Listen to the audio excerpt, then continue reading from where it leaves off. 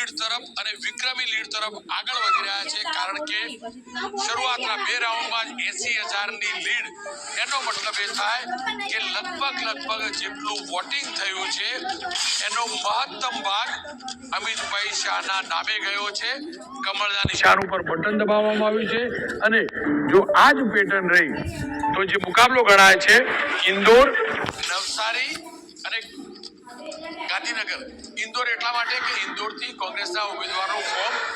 Cancel થયું હતું, એટલે કે એને ઉમેદવારી પાછી ખેંચી હતી, એટલે ત્યાં ભારતીય જનતા પક્ષ સામે બીએસપી નો મુકાબલો હતો અને ગઈ ચૂંટણીમાં બીએસપી 10,000 કરતા પણ વધુ મત અમિતભાઈ શાહના નામે ગયો છે। કમળના નિશાન ઉપર બટન